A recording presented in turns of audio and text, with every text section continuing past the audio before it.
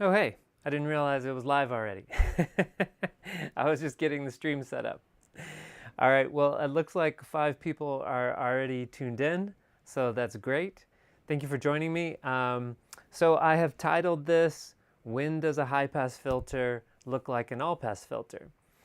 So in most of my videos, I try to teach you how to do something, or I try to share something that I recently learned, but it's usually geared towards how to get something done. But in this video, I just want to take a look at some shapes of some filters and see like what is the nature of these shapes of these filters, and are there any similarities we can find between them? Okay. So let me make sure everything's working okay.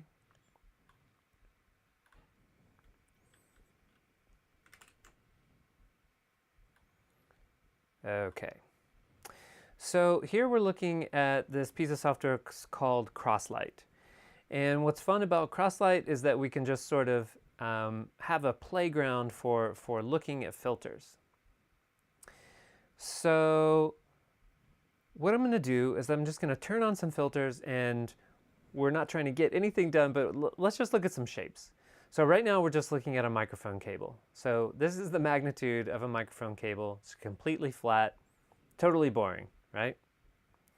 What if I insert a high pass filter? So I'm going to enable a filter here. Pretty boring, just a high pass filter, a Linkwitz-Riley, second order, 12 dB per octave, high pass filter at 20 hertz. Now I'm going to grab onto this handle and I'm going to move it up a little bit. And I'm going to look at where the cutoff frequency is. Right now the cutoff frequency is at 30.5 hertz. So 30 hertz is about here, and I can see that this is interesting. So where the cutoff frequency is at 30 hertz, we're down by 6 dB. I'm looking at the magnitude scale over here on the left. So minus 6 dB.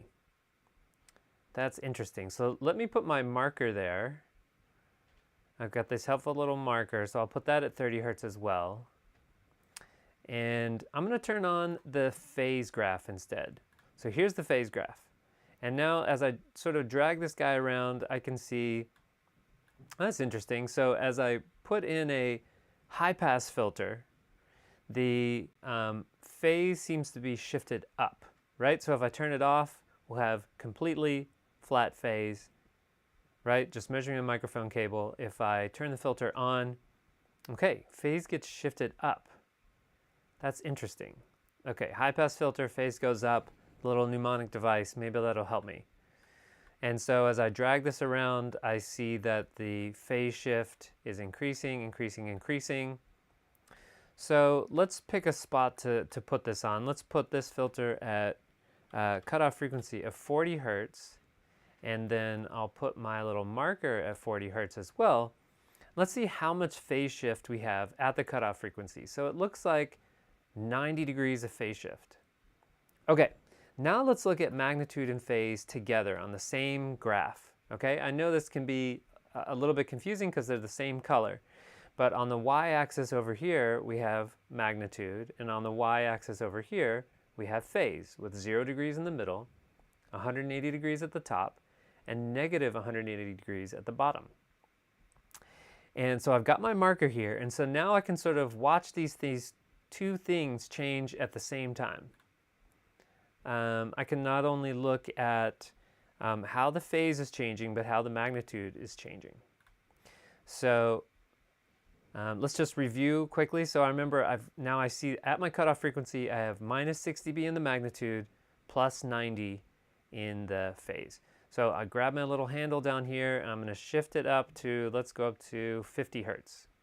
Okay, and then I'll put my marker up there, and we should see that everything has stayed the same, right? But at a different frequency. So minus 6 dB, plus 90 degrees.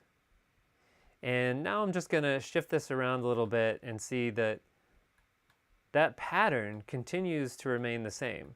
No matter where I put my cutoff frequency, now at 100 degrees, right? So here's 100 degrees, minus 6 dB. plus 90 degrees in the phase. Okay, so just interesting to kind of to see that shape happen. So let's mute this guy. I've got another channel over here, and I'll unmute this guy. And let's just verify first. Okay, here's the microphone cable. And now let's put in a Linkwitz-Riley second order 12 dB per octave low pass filter at 20,000 hertz, way up here. So it's not doing much, but we can see it doing something. So it's rolling off the top of the magnitude display here, and here's the phase. So let me do these one by one again, just to make this clear. Here's the magnitude, okay? And if I grab this little handle and move it down, we see it's cutting off more. I grab it way down here. So we see this filter moving, right? It's filtering out more and more of the highs and leaving the lows. So we've got this stop band up here and this pass band down here, and our cutoff frequency now is here around 1500 or something. Okay, let me drag this back up here, and now let's look at the phase. Okay, so we see that this low pass filter is creating this kind of phase change, this phase shift. It seems to be pushing the phase down.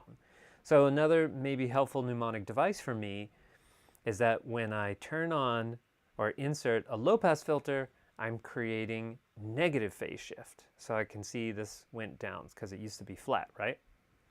Okay, so as I drag this guy around, I can see that it gets more and more phase shift wherever that cutoff frequency is. And if I put this in a specific place, like let's put this at 6,000 hertz, and then I can drag this guy up to, where's 6,000? I can just type it in here, 6,000 hertz. Then we should be able to see something similar that we saw with the high pass filter. Now let's look at magnitude and phase again together. So here's magnitude in blue, and here's phase in blue, but the magnitude one is a little bit bolder. That's how you can tell.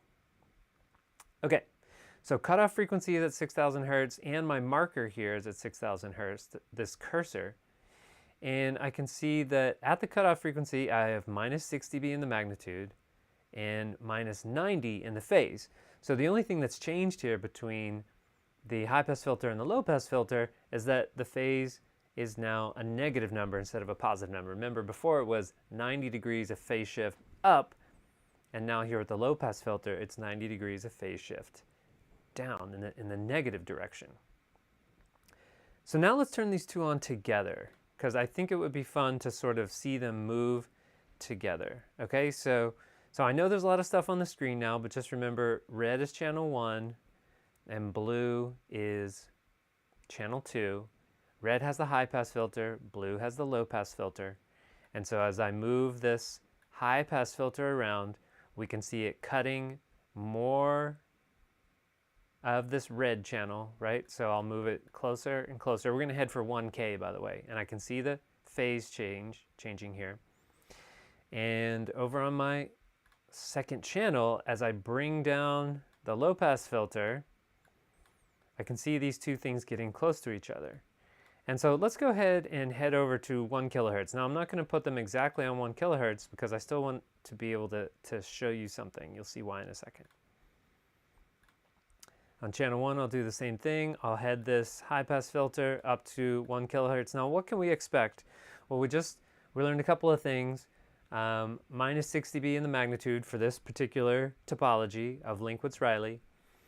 And we see that at the cutoff frequency, we have 90 degrees of phase shift, positive for the high pass filter, negative for the low pass filter. And so that's what we expect to see around 1K. So I've got both of my cutoff frequencies set to around 1K, and I'll put my cursor right at 1K.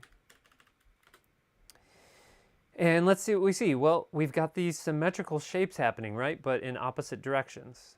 So blue here in the magnitude, we see my low pass filter, and red, my high pass filter. But the cutoff frequencies, they're both at minus 6 dB. So that's cool to see these two just lined up. And now we see in the phase up here exactly the same slopes, but just 180 degrees apart, right? So if half of this graph is 180 degrees from 0 to negative 180 or 0 to positive 180, I can just pretty easily see this is half a graph.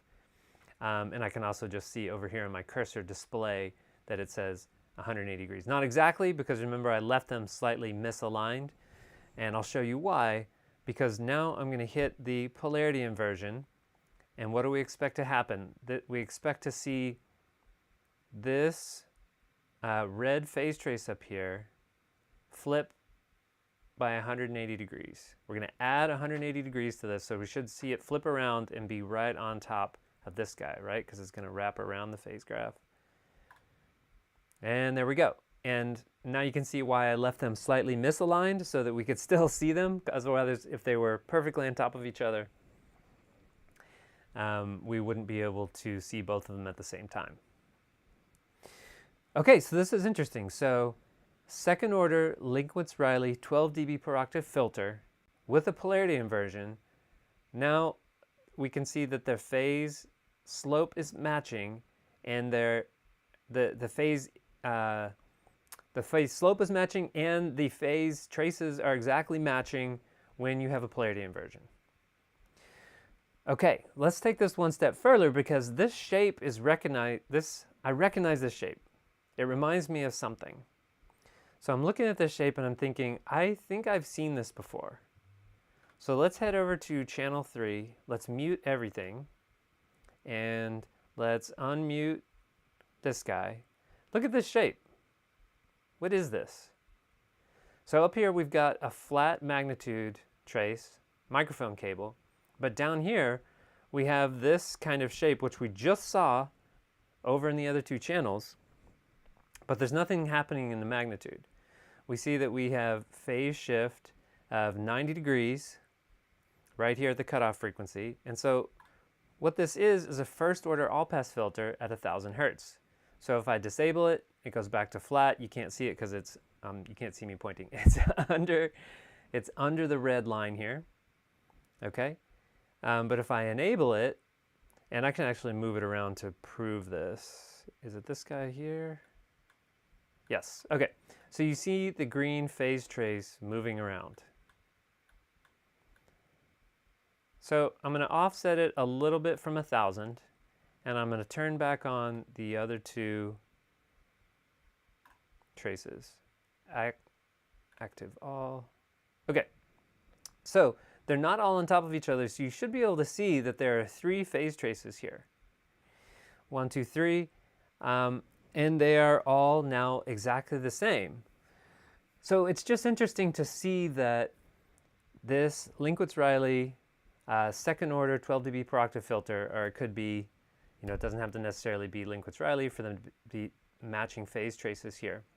But in this case, we're just taking a look at these 3 filters, which are all in the phase exactly the same in this case. So second order filter and a first order all pass filter. And so I don't know if this helps you guys, but for me, just seeing the relationships between these things helps me kind of see how they are related. Let's do the same thing now, but let's jump to a steeper filter. So I'm going to mute this guy. Let's head back over to channel 1. Let's mute everything, and then I'll just unmute channel 1. Okay.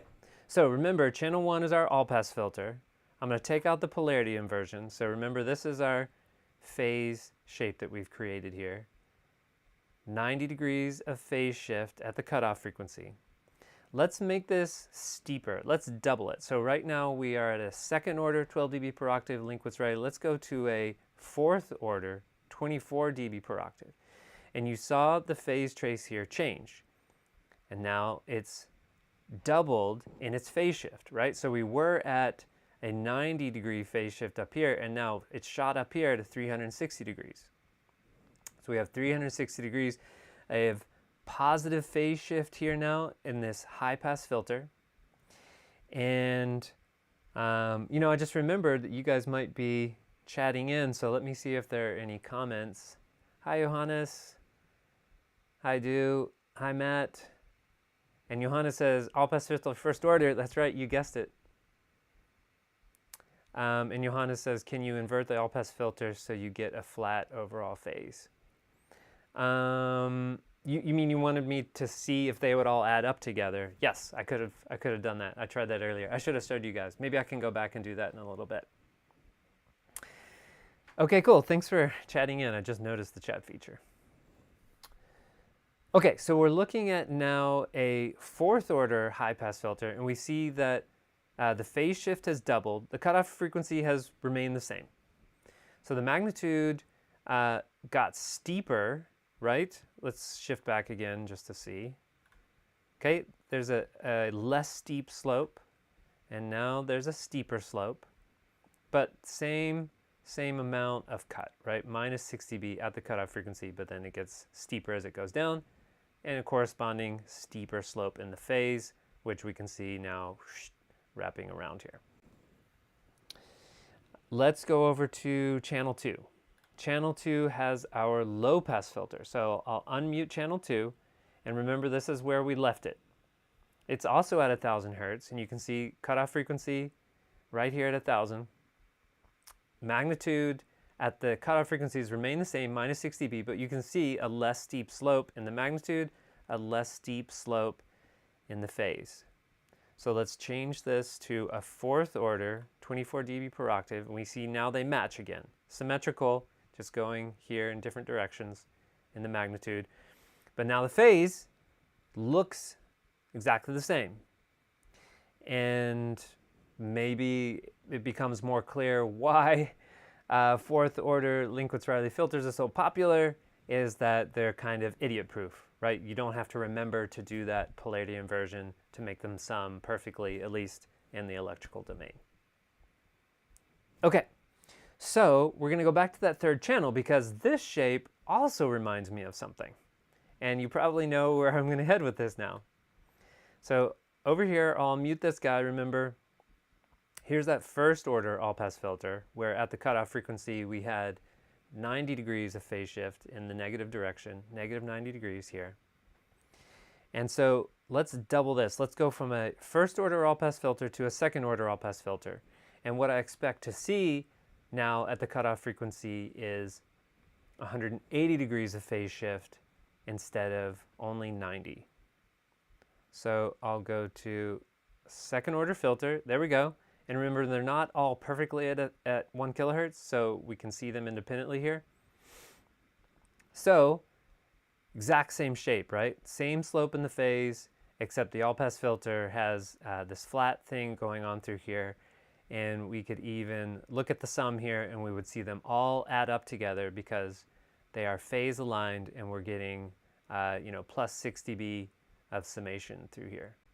So channels 1 and 2, they just sum back to 0, right? Because we are basically using symmetrical high and low pass filters.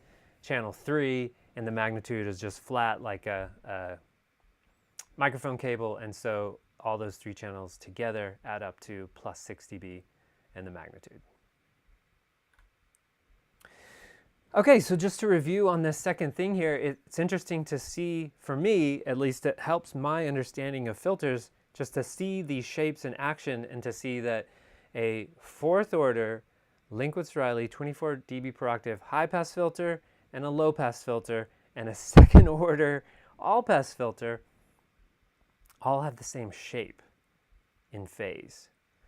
So this could help me get things done now when I'm doing alignments and I'm trying to think, what filter do I need here?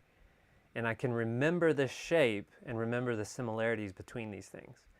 I think there's one last thing I wanted to share with you guys, which is the bandwidth. I don't know if you can see these tiny numbers down here, but this is a 2 octave wide. The bandwidth is 2. The number is 2 down here.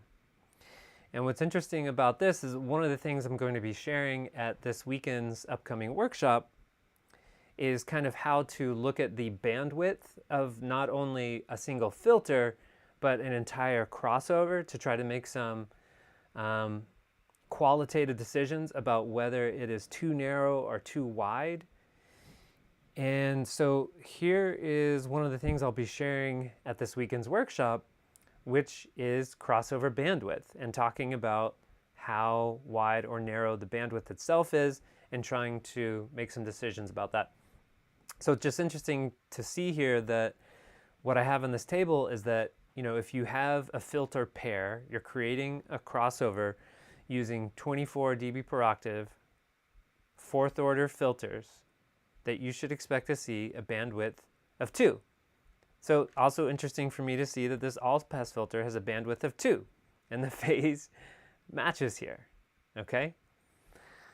So that's all I want to share with you guys in today's video. This is the upcoming workshop. It's the Phase Alignment Science Academy. I will put a link to it in the chat. It's this weekend, Sunday and Monday. There'll be 3 sessions each. So when you go to this page and you scroll down here and you click sign up, you'll see that there are 3 different times to pick from on Sunday and Monday. Hopefully one of these times works for you. And if you haven't done it already, there is another course called Intro to the Phase Graph. And that is the kind of, not a prerequisite, but if you haven't taken Intro to the Phase Graph yet, I recommend that you take it. And as an incentive, if you take Intro to the Phase Graph, on the course page, you'll find a discount code for the Phase Alignment Science Academy that'll give you $10 off, I think. So I hope that works as a good incentive. So if you have any questions about what I've shared today, please comment on this video. And if you have any suggestions for me that you think would be good teaching aids, let me know. I'm always looking for good metaphors, good stories, good questions to ask about how these filter shapes relate. And I'm also just trying to train myself, I'm trying to help myself remember, what do these shapes look like? What sort of phase shift is going to happen? How's the magnitude going to change when I insert a filter like this? Okay, thanks for joining me, you guys, and hopefully see you at the workshop this weekend. Bye.